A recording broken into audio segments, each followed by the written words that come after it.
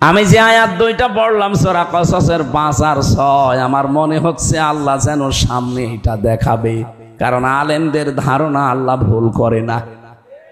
আপনি তাকান, আলেম রাজা ধারণা করেছিল কোরআনের পাখি আল্লামা দেলাওয়ার হোসেন সাইদি রহমতুল্লাহ আলাই, উনি শুধু বলেছিলেন এই দেশে জালেমরা ইঁদুরের গর্ত পাবে না, আল্লাহ ঠিক মিলিয়ে দিয়েছেন। উনি বলেছিলেন এই দেশ থেকে একটু নাড়া দেওয়া হবে, দিল্লি গিয়ে পড়বে, ঠিক তাই পড়েছে। কেন 29টা প্রদেশ আছে ওই দেশে, একটা প্রদেশে যে পড়ল না, একেবারে দিল্লি গিয়েই পড়েছে। কথা একেবারে খাপের খাপ, মমতাজের বাপ মিলে যাচ্ছে। উনি আর একটা স্বপ্নের কথা বলেছিলেন, এই দেশে জালেমদের নাকের ডগায় কালেমার পতাকা পথ পথ করে উড়বে।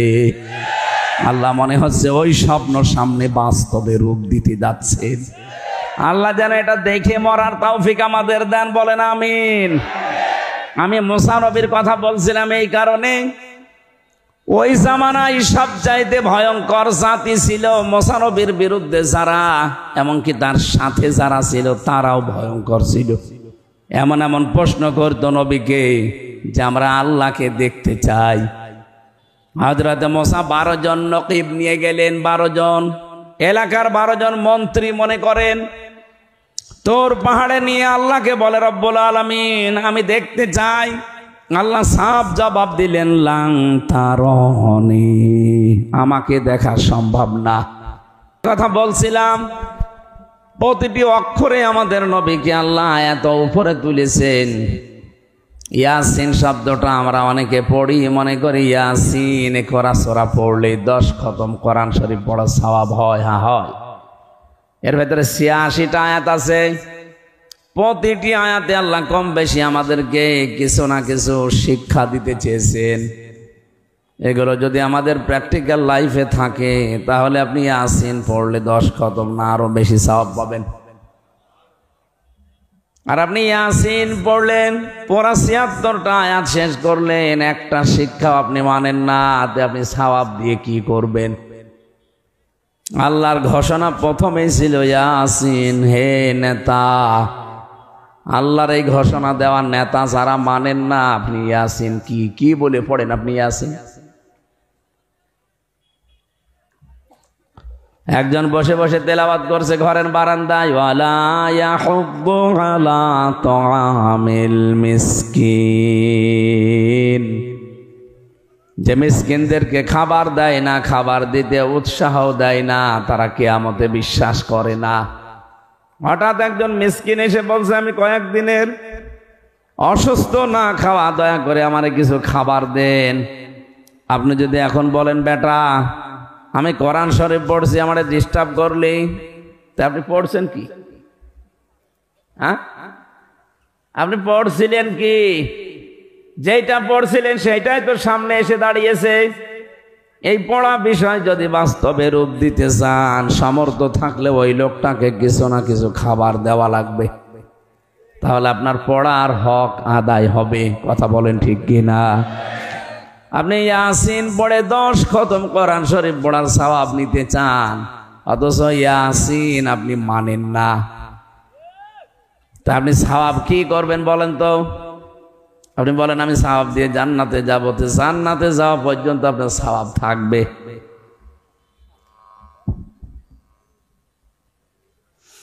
এবার আসেন মূল প্রশ্নে। কোন মানুষ যদি এই যে শব্দটা বললাম, হে নেতা, দুনিয়ার কোন বিষয় মনে করে এটা রাজনীতি, এটা বলার দরকার কি? আপনি তাহলে আল্লাহকে জিজ্ঞাসা করেন, ইয়াসিন বলে আল্লাহ কেন ডাক দিলেন? নেতা শব্দের শাব্দিক অর্থ, এই সিনের 5টা অর্থ আমি পেয়েছি তাফসিরে কাবিরে। আল্লামা ফখরউদ্দিন রাজি রহমতুল্লাহ আলাইহি লিখেছেন, সিন মানে সাইয়্যিদুল আলামিন, সিন মানে সাইয়্যিদুল কাওনাইন, সিন মানে সাইয়্যিদুল বাশার, সিন মানে সাইয়্যিদুল আম্বিয়া, সিন মানে সাইয়্যিদুল মুরসালিন। এক একটা শব্দের ভেতরে হাজার হাজার কথা আছে। আমি মূল কথাটা বলছি, আল্লাহর ঘোষণা দেওয়া নেতা কিন্তু একজন। তাকে বাদ দিয়ে যদি পৃথিবীর অন্য কোনো নেতাকে আপনি অনুসরণ করেন, আপনি নিশ্চিত বিশ্বাস করতে পারেন আপনি জাহান্নামী। কি আপনার বিশ্বাস হচ্ছে না? এই জামানায় এখন যদি মুসা আলাইহিস সালাম আসে, হযরতে ঈসা নবী যদি দুনিয়ায় এখন চলে আসে, আর দুনিয়ার কোন মানুষ যদি মুহাম্মদুর রাসূলুল্লাহর আদর্শ ছেড়ে দিয়ে মুসা নবী ঈসা নবীর পেছনে দৌড়ায়, সে নিশ্চিত জাহান্নামী। বলেন তো, নবীদেরকে যদি এখন আল্লাহ পাঠায় তাদেরকেও মানা যাবে না, কারণ সব নবী এখন শেষ।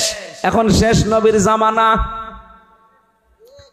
প্রশ্ন আসতে পারে, শেষ নবী তো নেই। নেই, কিন্তু তার রেখে যাওয়া আদর্শ আছে, তার নায়েবে রাসূল আছে। এই যে আল উলামা ওয়ারাসাতুল আম্বিয়া, যারা আলেম তারা নবীদের ওয়ারিস, উত্তরাধিকারী, নায়েবে রাসূল, স্থলাভিষিক্ত। এই হাদিস তো আমি বানালাম। বলেন বলেন। কোরআনে কারীম সূরা নিসা 59 নম্বর আয়াতে পাবেন, ইয়া আইয়ুহাল্লাযীনা আমানু আতিউল্লাহা ওয়া আতিউর রাসূলা ওয়া উলিল আমরি মিনকুম। ওহে যারা ঈমানের দাবি করো, তাদেরকে বলছি আমি আল্লাহর আনুগত্য করো, আমার রাসূলের আনুগত্য করো, আর তোমাদের ভেতরে যারা উলিল আমর নেতা আছে তাদেরকে মেনে চলো। আয়াতটা বলার ক্ষেত্রে দেখেন, আতিউ এটা ফেল, এটা ভার্ব, এটা ক্রিয়া। এই শব্দটা আল্লাহ নিজের নামে আর রাসূলের নামে রেখেছেন, কিন্তু উলিল আমরের আগে আল্লাহ শব্দটা দেননি। আমি যতগুলো তাফসীর মিলিয়েছি, মুফাসসিরিন ইকরাম সব এই আতিউ এর ব্যাখ্যা করেছেন এইভাবে, আল্লাহ রাসূলকে মানা লাগবে, কোনো প্রশ্ন করা যাবে না। কথা বলে না কেন? তা আল্লাহ রাসূল বাদ দিয়ে পৃথিবীর কাউকে যদি কিয়ামত পর্যন্ত কেউ নেতা মানতে চায়, আদর্শ মানতে চায়, মাস্ট বি দেখা লাগবে ওই লোকটা আল্লাহ রাসূলকে মেনে চলে কিনা। কয়েকবার আমি রিপিট করলাম, হয়তো অনেকের খারাপ ধারণা আসতে পারে যে কি আসলাম আর কি বলে। আরে ভাই, আপনাকে আমি বাঁচাতে চাচ্ছি। সূরা হুদ ৯৮ নম্বর আয়াত, ১২ নম্বর পারা, ১২ নম্বর পৃষ্ঠার ১ম নম্বর লাইনে আছে। বাড়িতে শুধু বাংলা তাফসীরটা মিলিয়ে দেখবেন। ইয়াকদুমু কওমাহু ইয়াওমাল কিয়ামাতি ফাআওরাদাহুমুন নার আবিসাল বিরদুল মাওরুদ। রব্বুল আলামিন বলেন, এই আয়াতের বাংলা সারমর্ম এইটা, কিয়ামতে যদি কোনো নেতা জাহান্নামে যায়, ওই নেতার অনুসারী দুনিয়ায় যারা আছে তারাও জাহান্নামে যাবে। আমি তো মনে হয় এটা বানালাম আয়াতটা। এখন সূরা হুদের ৯৮ নম্বর আয়াত বাড়িতে মিলাবেন, আপনি নিজের সাথেই মিলান। আপনি যে নেতার আদর্শ মতো চলেন, যাকে আপনি নেতা বলে মিছিল করেন, বলেন তো ওই লোকটা যদি জাহান্নামে যায়, মাস্ট বি ওই দলে যারা আছে সবাইকে জাহান্নামে যাওয়া লাগবে। এ কথা কার? এই জন্য আতিউ শব্দটা খুব গুরুত্বপূর্ণ, মারাত্মক। এটা দেখা লাগবে আমি যাকে মেনে চলি ওই লোকটা আল্লাহ রাসূলকে মেনে চলে কিনা। যদি মেনে চলে তাকে মেনে নেওয়া কিন্তু ফরজ। আর যদি দেখি না এই লোকটা আল্লাহ রাসূলকে মানে না, ও যদি আমার বাবাও হয়, ওকে মেনে নেওয়া জায়েজ নেই। কারণ আমার বাবা জাহান্নামে গেলে তো আমি তার সাথে যেতে পারি না। কথা বলেন না কেন? আপনি যাবেন বাবার সাথে? এই জন্য আল্লাহর ঘোষণা দেওয়ার নেতা আমি আশা করি কি বোঝাতে চাই, আপনি বুঝেও ফেলেছেন। আল্লাহ রাসূলকে মেনে চললে সে আত্মীয়, না হলেও সে আমার নেতা। আল্লাহ রাসূলকে মেনে চলে না, সে আমার বাবা, ওকে আমি মানি না। সাফ কথা বললাম। এরপরেও যদি কেউ বলেন না আমি এখনো বুঝি নাই, এদিকে আসেন, এদিকে আসেন। আপনি যদি এখনো না বোঝার ভান করে থাকেন, এদিকে আসেন। কানের নিচে এমন জোরে দেব, এমনি বুঝে ফেলবেন।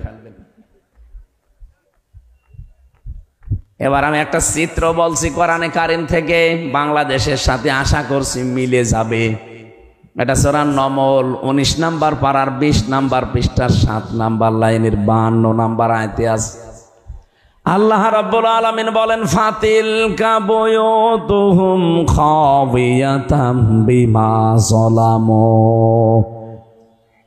আল্লাহ যেন এইভাবে দেখিয়েছেন, এখানে প্রিন্সিপাল আছে, আল্লাহ যেন এইভাবে দেখিয়েছেন যে এই সেই ঘরগুলো, আল্লাহ বাইতুন দেয়নি, বয়ুত বহু বচন দিয়েছেন।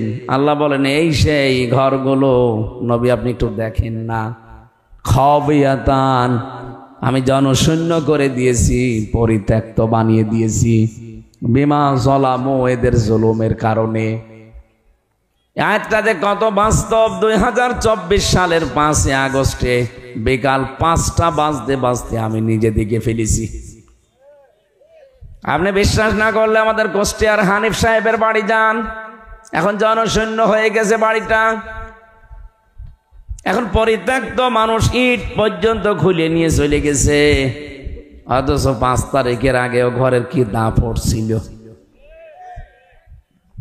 শুধুমাত্র কি কুষ্টিয়ার হানিফের বাড়ি, সারা বাংলাদেশের 630টা থানা আছে, কম বেশি প্রায় জায়গায় আমি গেছি, জালেমদের বাড়ি প্রায় জায়গায় একই অবস্থা।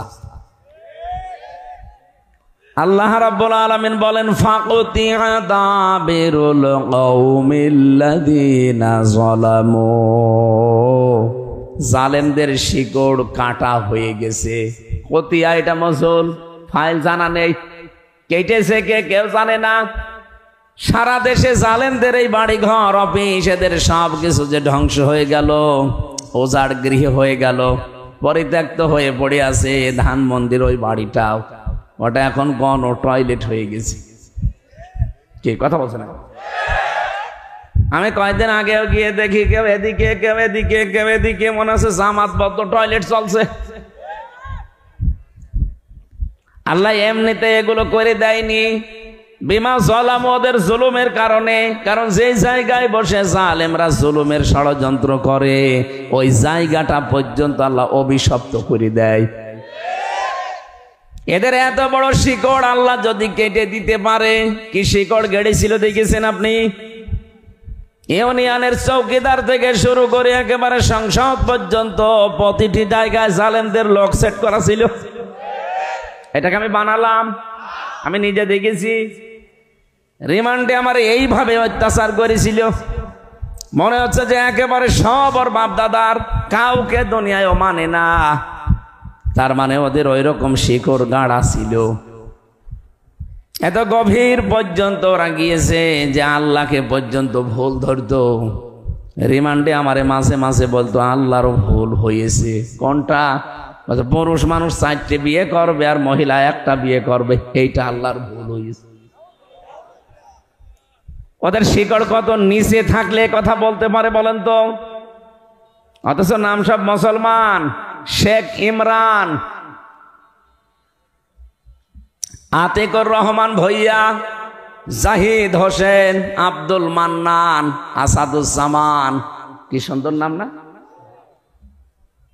ওগুলো সব নাস্তিকদের কাছ থেকে ট্রেনিং নিয়ে, শিক্ষা নিয়ে, জঙ্গিবাদের নাম নিয়ে দেশে একটা আলেমদের ওপর অত্যাচার কি করে করা যায়, ইসলামপন্থীদের দমন করে রাখা যায়, এই ট্রেনিং নিয়ে তারা এসেছিল। আল্লাহ রাসূলের ভুল ধরতো হামজা তো অনেক দূরের কথা, কি শিকড় গেড়েছিল ওই সময়। মাঝে মাঝে ভাবতাম আল্লাহ সূর্য মনে হয় আর উঠবে না, কিন্তু আল্লাহ যে হঠাৎ এভাবে আমাদের সূর্য উঠিয়ে দেবে আমরা নিজেরাও জানি না। আল্লাহ পাক বলেন জালেমদের শিকড় কেটে ফেলা হয়ে গেছে, কে কেটেছে কেউ জানে না। হানিফের এই বাড়ি কে ভাঙলো এখনো পর্যন্ত কেউ জানে না, মনে হচ্ছে ফেরেশতা আবাবিল এসে পাঠিয়েছে। পায়খানার প্যান্ট পর্যন্ত খুলে নিয়ে চলে গেছে। তাহলে এ পর্যন্ত আল্লাহ তো শেষ করেননি, এর পরে আমাদের বিষয়, আমাদের জন্য আল্লাহ কি বলেন? ইন্না ফি যালিকা লায়াতাল লিকাউমিন ইয়ালামুন, অবশ্যই এর ভেতরে শিক্ষা আছে। লাম আছে, লামে তাকিদ। আল্লাহ বলেন অবশ্যই এর ভেতরে শিক্ষা আছে তাদের জন্য যারা জ্ঞানী মানুষ। আমরা যেহেতু নিজেদেরকে জ্ঞানী মনে করি, আমাদের শিক্ষা নেওয়া দরকার। এদের এত বড় 15 বছরের শিকড় যদি আল্লাহ সব মূল উৎপাটন করে দিতে পারে, একেবারে শিকড় থেকে তুলে ফেলতে পারে, আপনি তাকান, ওরা পরিচয় দেওয়ার মতো মুখ রাখে নাই। তাহলে আপনারা যারা অনেকে মনে করছেন সামনে আমরা চেয়ার পেলে দেখেন কি করি, কি করবেন, এখনই তো আরম্ভ অনেকে করে দিয়েছেন। আগস্টের 5 তারিখের পরে অনেকের চরিত্র জনগণের কাছে প্রমাণিত হয়ে গেছে যে এরা থালা হাতে পায়নি, তাই এই করে, থালা হাতে পেলেও কি করবে। আর গোয়েন্দা বিভাগ, প্রশাসন, আর্মি যারা আছে, আমি বহু মানুষের সাথে এখন কথা বলি, মিশি, দেখেছি। সাবধান থাকেন, আপনার কিন্তু সব দ্বারা পর্যবেক্ষণ করছে। আগস্টের 5 তারিখের পর থেকে এই ডিসেম্বরের 24-25 তারিখ চলছে আজ, এই 24 তারিখ পর্যন্ত সব কিছু কিন্তু ওদের নখদর্পণে আছে, কোন ফেরেশতা কোন জায়গায় কি করছে। নারায়ণগঞ্জের বন্দরে চাঁদাবাজি করো তুমি, গাইবান্ধার সাঘাটায় কাছে চাঁদাবাজি করো তুমি, কুষ্টিয়ার বড় বাজারে চাঁদাবাজি করো, কেউ জানে না, ওদের কাছে সব খবর চলে যাচ্ছে। ওরা দেখতেছে সামনে কে কি করে। দেখি এখন যদি আরম্ভ করো, সামনেই তোমার হাতে দেশটা জনগণ দেবে না। দেবে কাদের কাছে? যারা এই ঘোষণা দিয়ে দিয়েছে যে ক্ষমতায় যদি ইসলাম যায়, সর্বপ্রথম এই দেশে বন্ধ হবে চাঁদাবাজি আর দুর্নীতি।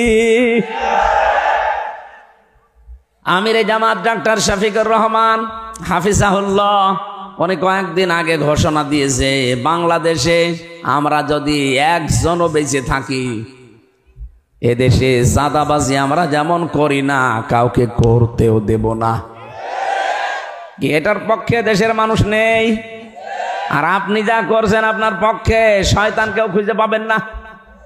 কথা বলছেন না? এজন্য মোড় কিন্তু ঘুরতেছে, আপনারা চরিত্র পাল্টান। জালেমদের এত বড় শিকড় আল্লাহ যদি কেটে দিতে পারে, আপনি কোন মহারথী? ভাবতেছেন আমি উঠি দাঁড়ান, কি করি, কি করবেন? যদি সত্যি আপনার এরকম মন মানসিকতা থাকে যে আমি ওদের মতো মেরে কেটে খাবো, 5 বছর পরে আপনার বাড়িও শ্মশান হয়ে যাবে। এই শিক্ষা আমরা এখন থেকে নেওয়া শুরু করি, নয়তো অনেক দেরি হয়ে যাচ্ছে। মাত্র 15 জন মানুষ 100 জনের মাত্র 15 জন চাইতো এদেশে কোরআন কায়েম হোক। আগস্টের 5 তারিখের আগের রিপোর্ট, মাত্র 100 জনের 15 জন মানুষ বলতো যে ইসলামে দেশে কায়েম হোক। কিন্তু এখন এই 3 মাস 4 মাসের ব্যবধানে রিপোর্ট বের হচ্ছে, দেশে এখন 100 জনের 58 জন মানুষ চাচ্ছে দেশে কোরআনের আইন জারি হোক। এটা এমনি হয়নি। কিছু মানুষের ত্যাগ তিতিক্ষা, কিছু মানুষের আত্মত্যাগ, জীবন দান করা, তাদের যে অ্যাক্টিভিটিস, তাদের যে ইখলাস। আল্লাহ মুসা নবীকে যেভাবে জমিনের শাসন ক্ষমতা দিয়েছিলেন, অথচ ওই জামানায় ফেরাউন মুসা নবীকে কোণঠাসা করে রেখেছিল। এই 54 বছরে আমরাও যেটা দেখলাম, এই দেশে কত দল আছে, জালেমরা একটা দলকে কিন্তু কোণঠাসা করে রেখেছিল। এই কথা বলছেন না কেন? আল্লাহ রাব্বুল আলামিন বলেন, রাগ না করে কোরআনের আয়াতগুলো তো আর মিথ্যা না, বাড়িছে মিলান। সূরা কসস 5 নম্বর আয়াত, 20 নম্বর পারার 4 নম্বর পৃষ্ঠা 14 নম্বর লাইনে আছে, যে কোনো তাফসিরে পাবেন। অনুরিদু আন্নামুন্না আলাল্লাযীনা ইসতাদঈফু ফিল আরদি ওয়া নাজআলাহুম আইম্মাতাও ওয়া নাজআলাহুমুল ওয়ারিসিন। আল্লাহ পাক বলেন, আমি আল্লাহ ইচ্ছা করলাম। ইচ্ছা করছেন কে? এই জোরে জবাব দেন কে? উনি যদি কোনো ইচ্ছা করে, ওটা বাস্তবায়ন হতে 41 সাল লাগবে। ফাআলুল লিমা ইউরিদ, যা ইচ্ছা তাই করেন।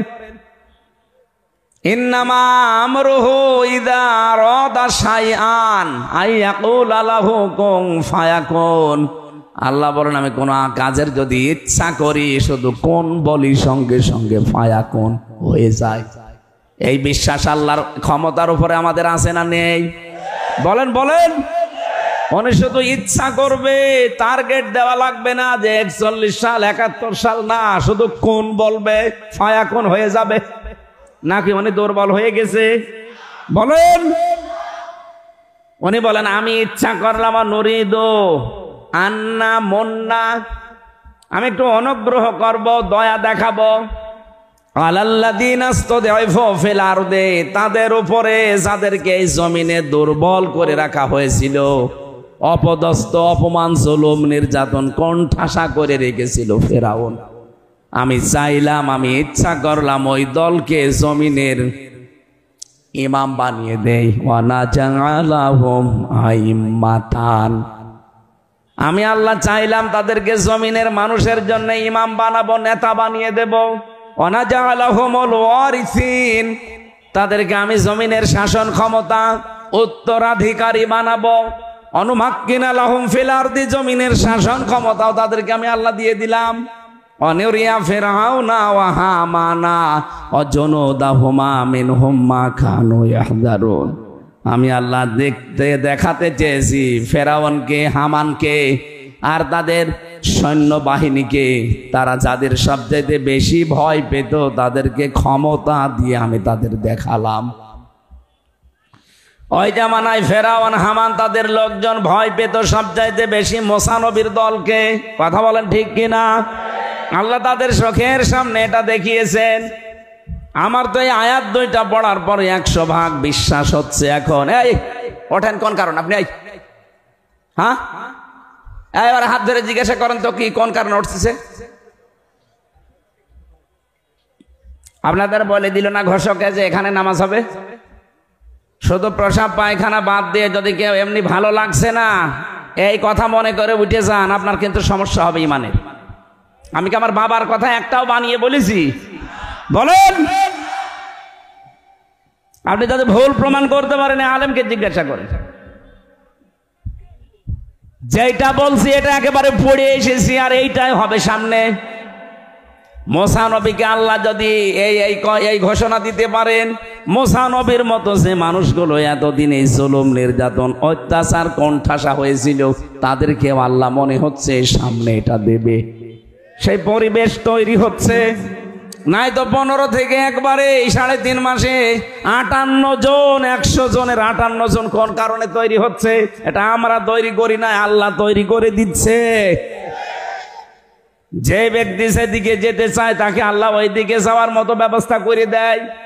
জালেমরা চলে গেছে, এখন যদি কেউ নতুন করে জুলুম করার চেষ্টা করেন, এজন্য তো দেশের অনেকেই বলছে চাঁদাবাজ পাল্টিয়েছে শুধু নাম। আগে ছিল এক দল, এখন করছে আর এক দল। চাঁদাবাজ ঠিকই আছে, শুধু নাম পাল্টিয়েছে। মানুষকে কি পাগল পেয়েছেন আপনি? ওর মাথায় কি কিছু নেই? সব জানে, সব বোঝে।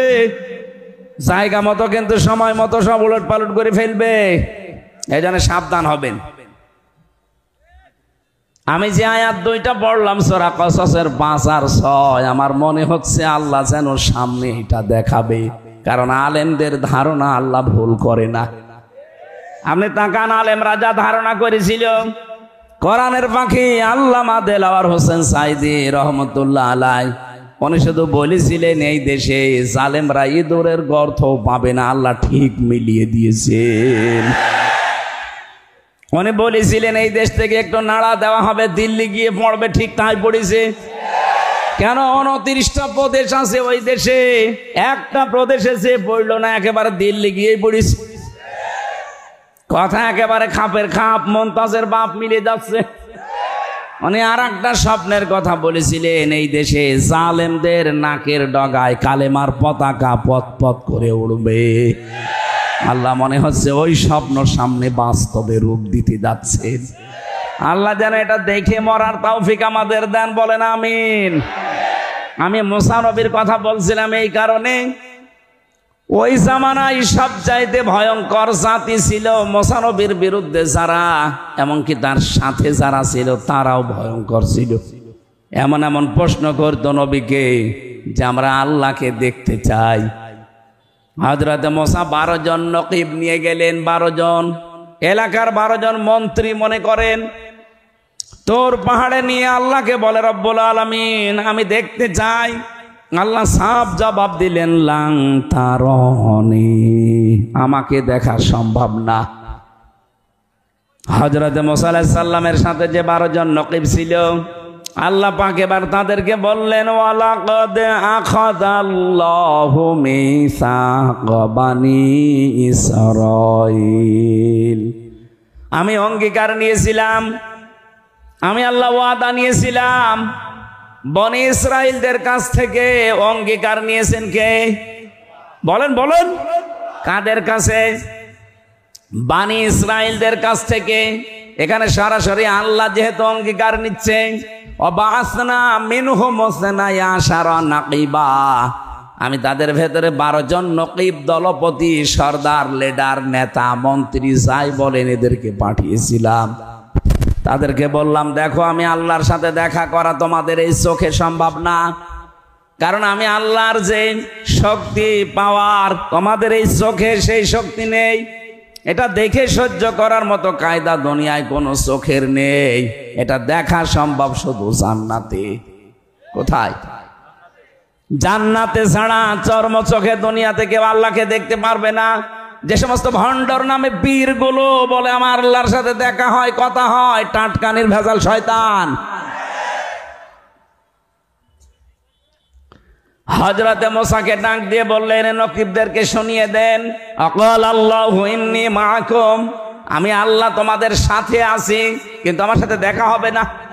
নিজ নিজ এলাকায় ফিরে যাও, নিজ নিজ এলাকায় যে জনগণকে বলো আল্লাহ আমাদের সাথে আছে, আমরা আল্লাহকে দেখতে পাইনি কিন্তু উনি আমাদের সাথে আছে। যদি আমরা দুনিয়াতে 5টা কাজ করতে পারি আল্লাহ আমাদের সঙ্গে আছেন। সুবহানাল্লাহ বলতে পারেন না? এই পৃথিবীতে 4500 ধর্মের মানুষ এখন আমরা বাস করি।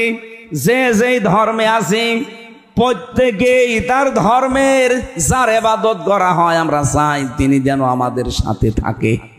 আমরা যেন চাই আল্লাহ আমাদের সাথে থাক, আমাদের আল্লাহর রহমত আমাদের সাথে থাক। কথা বলেন না কেন? হিন্দুদেরকে জিজ্ঞাসা করেন, তারাও তাদের দেবতাকে সঙ্গে থাক, এটা চাই। নবীজির জামানায় একজন মুশরিক এসেছিল, সাথে একটা মূর্তি। ডাক দিয়ে বললেন মূর্তি কেন? বলো হুজুর আমার মূর্তি নাই, আমার খোদা, আমি এর ইবাদত করি, সব সময় এর সঙ্গে রাখি, না জানি কখন কোন বিপদে পড়ি, এজন্য কোন সময় এর হাত ছাড়া হয় না, একে আমি কাছে রাখি সব সময়, কিন্তু পোশাক পায়খানায় তো এর নিয়ে যাওয়া যায় না। এই জন্য এর সম্মানার্থে আমি রাস্তার পাশে রেখে কাজ করতে গেলাম।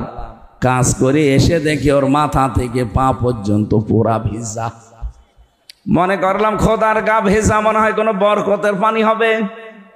জহব্বা দিয়ে চাটলাম, দেখি দুর্গন্ধ। চিন্তা করলাম খোদার গা ভিজা, রহমতের পানি, বরকতের পানিতে গন্ধ হবে কেন? পাশে তাকিয়ে দেখে একটা কুকুর দাঁড়িয়ে আছে, নিচ দিয়ে পানি টপকাচ্ছে। এবার বুঝলাম এটা কোন বরকতের পানি। মেজাজ গেল খারাপ হয়ে, নিজেকেই কুত্তার পোশাক থেকে বাঁচাতে পারো না, আমি বিপদে পড়লে কিভাবে বাঁচাবে? দিলাম এক আছাড়, ওর নাক ভেঙে গেছে। নবীজি বলেন আমার কাছে কেন আসলে? লোকটা বলে ইয়া রাসূলুল্লাহ, এখানে আমাদের শিক্ষা আছে, এই ভালো করে তাকান। লোকটা বলেন ইয়া রাসূলুল্লাহ, এদের কল্প কাহিনী, এদের মিথ্যাচার, এদের অনাচার, এদের যত কিছু সব আমার কাছে আজ ধরা পড়েছে যে এগুলো সব ভুয়া। এতদিন যার উপরে ভরসা করতাম সে নিজেকেই বাঁচাতে পারলো না, মাত্র 3 ঘন্টার ব্যবধানে পুরা দেশ থেকে মাটির সাথে মিশে গেল। অথচ এই লোকটাকে মাথার উপরে রেখে নিচে আমি একজন হুদা হাত বের করে বলতাম যে আমি এলাকায় আছি, কারণ উপরে যে 2 জন আছে ওগুলো খোদা আর আমি হুদা। এই কথা বলছে না কেন? এই বিশ্বাসেই তো রাখতেন নাকি? দেখেছেন মা বাবার মেয়ের ছবি 2 দিকে দিয়ে নিচে হুদা এভাবে হাত বের করে আছে, অবসাতে চাই এলাকার জনগণকে আমি কিন্তু অমুকের লোক। এ খোদা আমার মাথার উপরে থাকতে আমার কোনো ভয় নেই। ওই জামানায় ওই মুশরিক তাই করতো, ও নাই না বুঝে করতো, আপনি কোন বুঝে করেন? আপনি কোন বুঝে করেন বলেন তো? ওনার না বুঝে করেছে, আপনি কোন বুঝে করেন? ও তো বসার পরেই দেখেছে যে না কুত্তার প্রসাব থেকেই বাঁচাতে পারে না, ও আমারে বাঁচাবে কি করে? এই দেশের জনগণ যখন 5 তারিখে বুঝেছে যেগুলো সব ভুয়া, সব মিথ্যা, সব চাপাবাজি, তখন আর 1 সেকেন্ডটা দেরি করে না, সব মাটির সাথে মিশিয়ে দিয়েছে।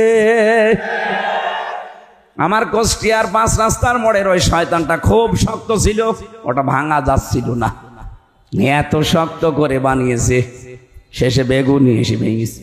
তারপরও জনগণ রাখে নাই, ওই জায়গায় আমার সামনে 14 জন মানুষ এক জায়গায় মারা গেছে। ওর পরের দিন 6 তারিখে সকালবেলা বাংলাদেশ জামাত ইসলামীর জেলা আমির অধ্যাপক আবুল হাশেম কুষ্টিয়ার জেলা আমির ঘোষণা দিয়ে দিলেন, লক্ষাধিক মানুষ নিয়ে এটা আর মূর্তি চত্বর থাকবে না, এটা হয়ে যাবে আজকে শহীদ চত্বর।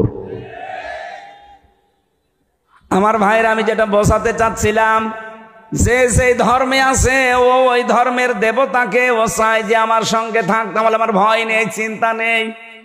আমরাও চাই আমাদের আল্লাহ আমাদের সাথে। কথা বলেন না কেন? আল্লাহ বলেন মুসা এই 12 জন দলপতিকে বলেন নিজ নিজ এলাকায় যে তারা মানুষকে বলুক আল্লাহকে দেখি নাই, কিন্তু উনি আমাদের সঙ্গে আছে, উনি আমাদের সাথে আছে, আমাদেরকে 5টা কাজের আদেশ দিয়েছে। লাইনা আকামতুমুস সালাতা ওয়া আতাইতুমুজ যাকাত। 1 নম্বরে লা, অবশ্যই, ইন মানে যদি, অবশ্যই যদি তোমরা এলাকায় যে নামাজ কায়েমের আন্দোলন করতে পারো, তাহলে নামাজ কায়েম করার কথা এই জায়গায় দিয়েছেন, নামাজ পড়ার কথা না। কথা বুঝতেছেন? তাহলে নামাজ কায়েম করার, আন্দোলন করা, এটা যদি কেউ ইনভলভ থাকে, লেগে থাকে, আল্লাহ তার সাথে আছে। আজ বাংলাদেশে আমরা অনেকে নামাজ পড়া, নামাজ পড়তে রাজি, কিন্তু কায়েমের কথা বললে আমরা রাজনীতি মনে করি। আপনি নামাজ কায়েম যতদিন করতে না পারবেন, আল্লাহ আপনার সাথে থাকবে না। আপনার জুব্বা থাকতে পারে, আপনার দাড়ি থাকতে পারে, আপনার তসবিহ থাকতে পারে, আল্লাহ আপনার সাথে থাকতে হলে নামাজ কায়েম করা লাগবে। আর নামাজ কায়েম করতে হলে রাষ্ট্রীয় শক্তি লাগে।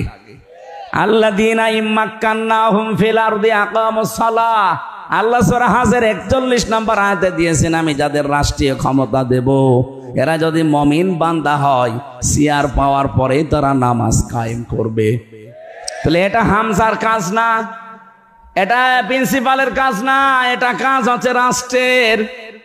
ওখানে এমন এমন মানুষ পাঠাতে হবে যে মানুষগুলো সংসদে প্রবেশ করার সময় বুকে কোরআন নিয়ে ঢুকবে। অধ্যাপক জসিম সাহেবের মতো 300 এমপি এই দেশে হবে, যদি 151 জন এরকম মানুষ বুকে কোরআন নিয়ে ওখানে যেতে পারে, সর্বপ্রথম যেদিন সংসদ কায়েম হবে ওই দিনই বিল আনবে যে আমরা নামাজ রাষ্ট্রীয়ভাবে চাই।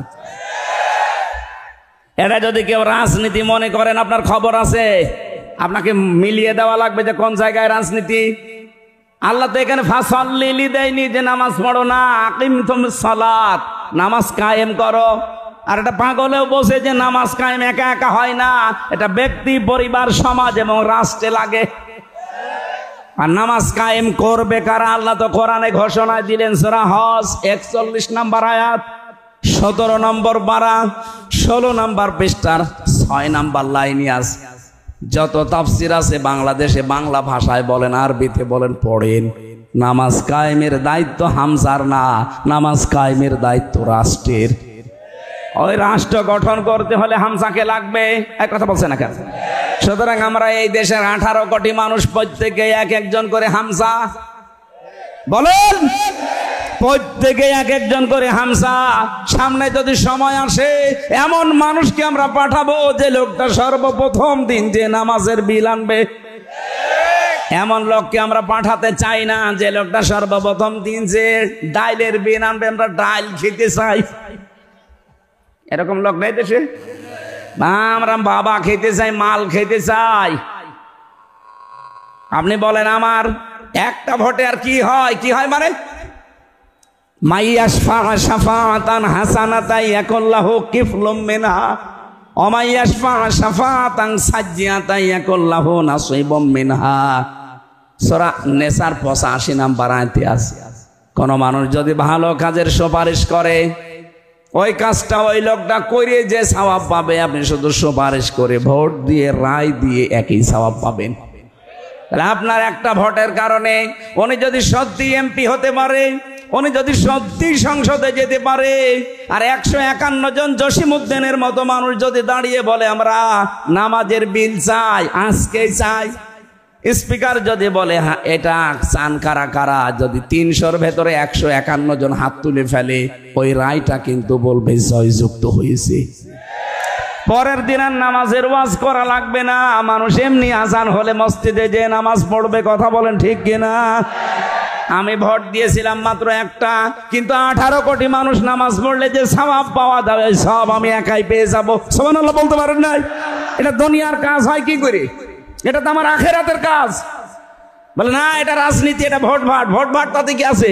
ভোট এই শব্দটা কোরআনে আছে, ইন্নাল্লাহা ইয়া'মুরুকুম আন তুআদ্দুল আমানাতি ইলা আহলিহা। মারিফুল কোরআন তাফসীর খোলেন, আমানাত বহু বচন, এই শব্দের ব্যাখ্যায় আল্লামা শফি লিখেছেন এখানে আমানাত মানে ভোট। কোরআন তো নিচে পড়ে না, বসে না, কেউ বোঝালে তাহলে উল্টা বসে।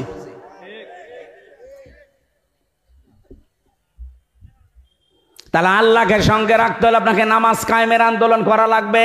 যারা করে তাদের সাথে থাকবেন, যদি না থাকতে পারেন বিরোধিতা করবেন না। তাহলে আল্লাহ আপনার সাথে নেই, আর আল্লাহর সঙ্গে না থাকলে সঙ্গে থাকবে কে? ওমাইয়াশু আন যিকিরির রহমান নুকাইয়্যিদ লাহু শাইতানান ফাহুয়া লাহু কারিন। সূরা যুখরুফ 25 নাম্বার পারা 11 নাম্বার পৃষ্ঠার প্রথম নাম্বার লাইনে 36 নাম্বার আয়াত। আল্লাহ বলেন যারা আমি আল্লাহর বিধান থেকে, জিকির থেকে মুখ ফিরিয়ে নেয়, ওর পেছনে একজন শয়তান আমি নিযুক্ত করে দেই। এজন্য আল্লাহকে আমার সঙ্গে রাখতে চাই না? চাই না? আরো জোরে বলেন। 2 নাম্বারটা বলি এবার, ওয়াতাইতুমুজ যাকাত, যাকাত দেওয়া লাগবে। অথচ যাকাত ভিত্তিক অর্থনীতি কি আমরা অনেকে জানি না। এখানে আমার মনে হয় শুধু কয়েকজন বাদ দিলে এই হাজার হাজার মানুষের 100 জনের 2 জনও যাকাতের নিয়ম বলতে পারবে না। ইসলামী অর্থনীতি যে একটা ইবাদত অনেকে আমরা জানি না, অথচ নামাজ পড়ি, রোজা রাখি, হজ করে আসি। ইসলামী অর্থনীতির ভেতরে যে নিয়ম নীতিগুলো আছে, এটা যে জানা মানা ইবাদত, আমরা মনেও করছি না। ইসলামী অর্থনীতিতে মুশারাকা আছে, মুদারাবা আছে, মোরাবাহা আছে, বায়ে সালাম আছে, বায়ে ইস্তিসনা আছে, বায়ে মুআজ্জাল আছে, বায়ে ওয়াহেদা আছে, 28টা নিয়ম আছে। আপনি জিজ্ঞাসা করেন তো কোন মানুষটা এগুলো জানে, মেনে চলে? অথচ নবী নিজের জীবনে মুরাহাবা, মুদারাবা তিনি নিজে পালন করে দেখিয়েছেন। মুদারাবার সিস্টেম হচ্ছে আমি শ্রম দেব, স্যার টাকা দেবে। নবীজি নিজের জীবনে শ্রম দিয়েছেন, আর খাদিজাতুল কুবরা অর্থ দিয়েছেন। এক কথা বলছেন না কেন? এইটাই তো ইসলামী ব্যাংক মেনে চলে। রাষ্ট্রীয়ভাবে ইসলাম কায়েম হওয়ার আগ পর্যন্ত এই দেশে কোনো ব্যাংক 100% সুদ থেকে মুক্ত হওয়া সম্ভব না, এটা আমি জানি। কিন্তু সোনালী, রূপালী, চৈতালি এদের চাইতে তো ভালো। কথা বলছে না কেন? ওরা সরাসরি হারাম কাজে লিপ্ত। এরা চেষ্টা চালাচ্ছে, পারছে না। এতদিন যাই গুছিয়ে এনেছিল এস আলম, এই হারামখোর 80,000 কোটি টাকা মারিং কাটিং করেছে। নিজে তো একটা ব্যাংক বানাতে পারো না, একজন বানিয়ে দিয়েছে, আর বাবার জিনিস মরি করে সব জবাই করার দরকার শয়তানগুলো। কত হাজার হাজার লক্ষ লক্ষ মানুষের কর্মসংস্থান হচ্ছিল, নিজে তো 1 টাকা উপায় করতে পারে না। মানুষের উপায় করা টাকাগুলো নিয়ে 1-2 টাকা না, 80,000 কোটি টাকা মারিং কাটিং করেছে। আর ওই দরবেশ, এত বড় বড় দাড়ি দরবেশের, ও 7টা ব্যাংক থেকে 36,000 কোটি টাকা মারিং কাটিং করেছে। প্রতি বছরে 42,000 কোটি টাকা পাচার হয় এই দেশ থেকে, প্রতি বছরে 15.5 বছরে। হিসাব করে দেখেন, আমি বানিয়ে বলছি না, সব পড়াশোনা করে দেখে দেখে বলছি।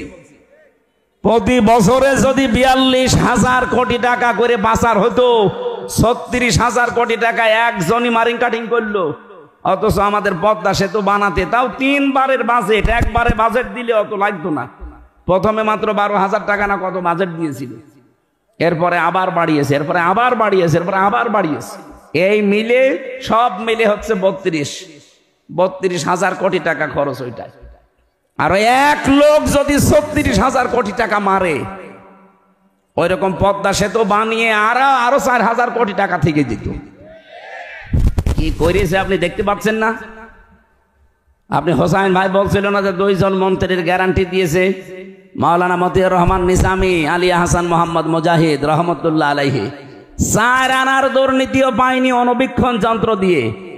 আল্লাহর অলি খোঁজার জন্য আপনি সেই চলে যাচ্ছেন সিলেটে, আল্লাহর অলি খোঁজার জন্য চলে যাচ্ছেন চট্টগ্রামে। এগুলো তো আল্লাহর অলি অর্থনৈতিক ভাবে। কথা বলেন না কেন? এগুলো আল্লাহর অলি না? কত সম্পদ কামাই করার জায়গা ছিল দেখেছেন? 4 আনা দুর্নীতি পাইনি। আপনি কি মনে করেন যে আল্লাহর অলি মানে ওই যে গাছতলায় বসে হু হু করছে ওটা অলি? ওটা তো গলি।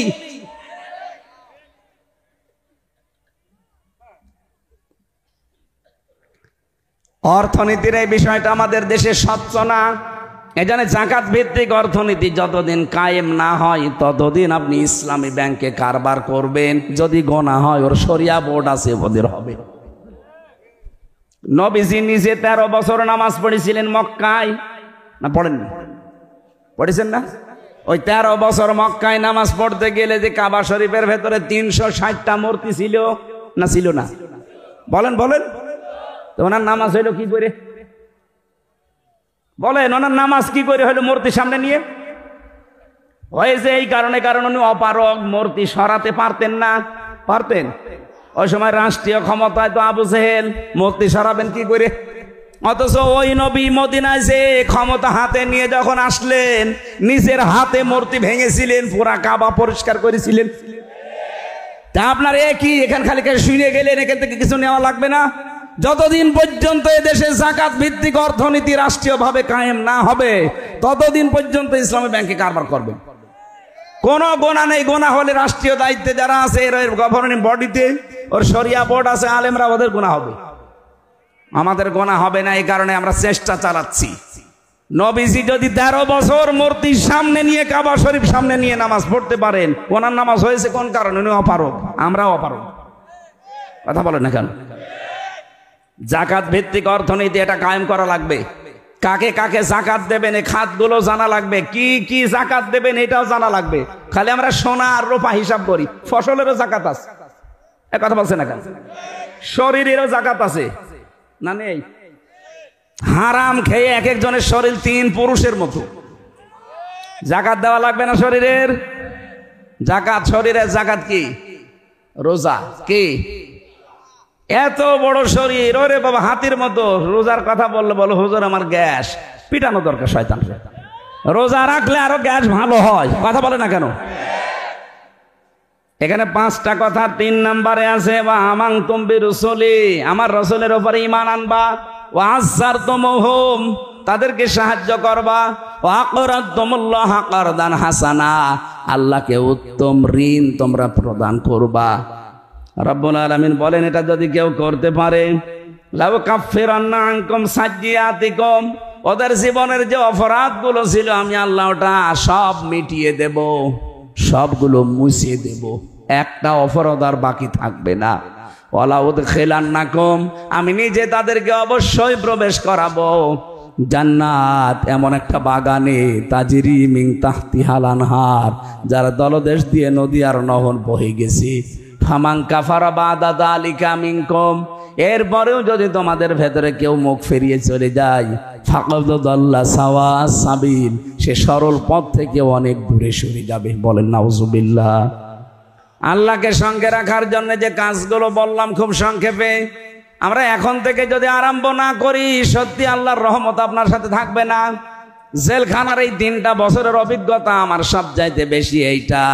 ওখানে 100 জনের প্রায় 70 জন মানুষ জেল খাটতেছে পারিবারিক জীবনের কারণে। স্বামী স্ত্রীর ভেতরে হয়তো তালাকের বিষয়, অথবা যৌতুকের কোনো কারণে, অথবা বউকে শাসন করতে গিয়ে মেরে ফেলেছে।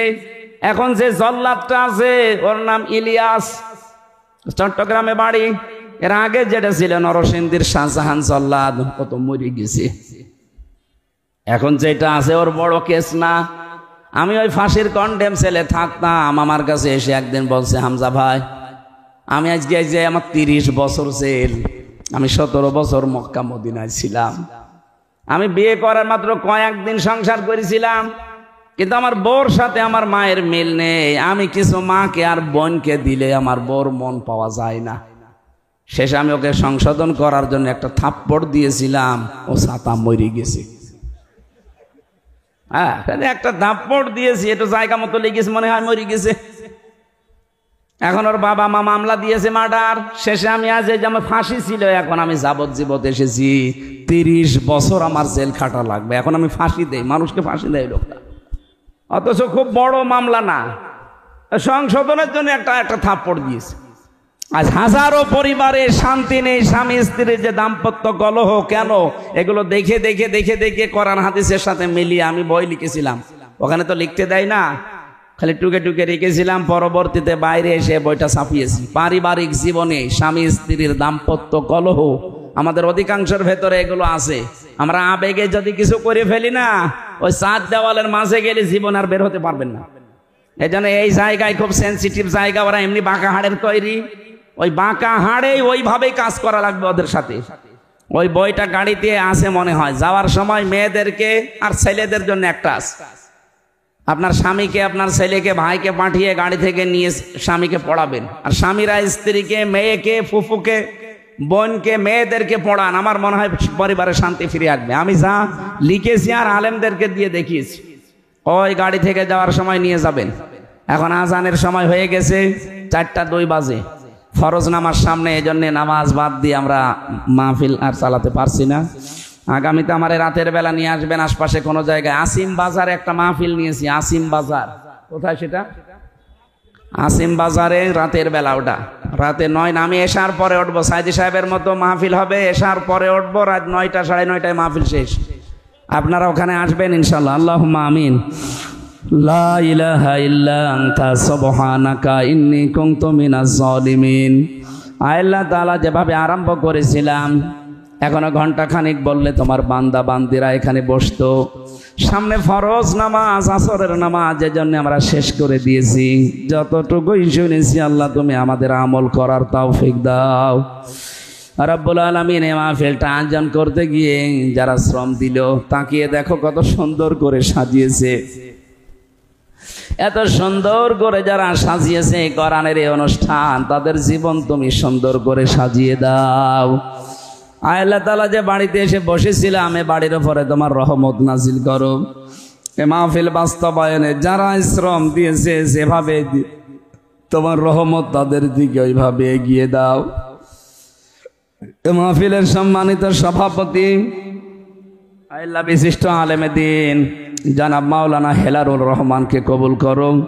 মাওলানা আবু আয়ুব আনসারী, মাহফিলের যত অতিথি এখানে এসেছে, বিশেষ করে আমার জসিমউদ্দিন ভাই সহ, আব্দুল লতিফ সহ যত অতিথি এখানে বসে আছে, আল্লাহ সম্মানিত মানুষদের সম্মান মর্যাদা আরো বাড়িয়ে দাও।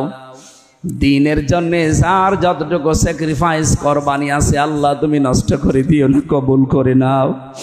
পারিবারিক জীবনে আমাদের সবারই কম বেশি অশান্তি আছে, আল্লাহ তোমার ওই শেখানো দোয়া আমরা পড়ছি, রব্বানা হাব লানা মিন আজওয়াজিনা ওয়া যুররিয়াতিনা কুররাতা আয়ুনি ওয়াজআলনা লিল মুত্তাকিনা ইমামা। আল্লাহ এই দোয়াটা আমাদের জীবনে তুমি প্রতিফলন ঘটিয়ে দাও। স্ত্রী পুত্র যাদের দিয়েছো আল্লাহ সহি সালামতে রাখো। মা বোনদের জন্য আলাদা করে কিছু বলতে পারি নাই, তুমি তাদেরকে খাদিজার মতো, আয়েশার মতো বানিয়ে দাও। অনেকের স্বামী সংসারে শান্তি নেই, আল্লাহ মেহেরবানি করে স্বামী সংসারে শান্তি দাও। রব্বুল আলামিন, জালেমকে যখন তুমি তাদের শিকড় কেটেই দিয়েছো, এই দেশে কিয়ামতের আগে কোনো জালেমকে আর প্রতিষ্ঠা দিও না। এ দেশটা তুমি কোরআনের হাতে তুলে দাও। চর্ম চোখে আমরা দেখতে চাই তোমার কালাম দিয়ে আমাদের এই দেশটা চলছে। 3টা বছর সালেমের এই জেলখানার অন্ধ প্রকোষ্ঠে আমার শরীরটা অসুস্থ হয়ে গেছে। আল্লাহ তুমি শেফায়ে কামেলা আজেলা নসিব করে দাও। তাহাজ্জুদের নামাজ যতদিন আমি জেলখানায় পড়েছি, প্রতিদিন আমি এই দোয়া তোমাকে জানিয়েছি, মুক্ত জীবনে যদি তুমি আমাকে ফেরত দাও, আমার কণ্ঠটা তুমি ভিক্ষা দিও, আমার জ্ঞান এলেম তুমি বাড়িয়ে দিও। অল্প সময়ের ভেতরে মেন কথাগুলো তোমার বান্দা বান্দীদেরকে শোনাতে পারি, বোঝাতে পারি, সেই তৌফিক তুমি আমাকে দিও। আমি মনে করি আমার দোয়া তুমি কবুল করে নিয়েছো। যতটুকুই বলেছি অল্প সময়ে তোমার বান্দা বান্দীদের মেনে চলার তৌফিক দাও। বারাকাল্লাহু লানা ওয়া লাকুম ফিল কোরআনিল আযীম। এলাকায় মাটির নিচে যারা ঘুমিয়ে আছে, একটা মানুষকেও তুমি আযাব দিও না, তুমি মাফ করে দাও।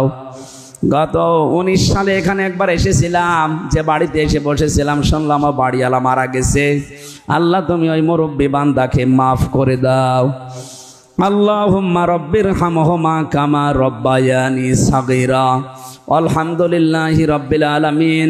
যখনই মরণ আসবে যেন পড়তে পারি লা ইলাহা ইল্লাল্লাহু মুহাম্মাদুর রাসূলুল্লাহ।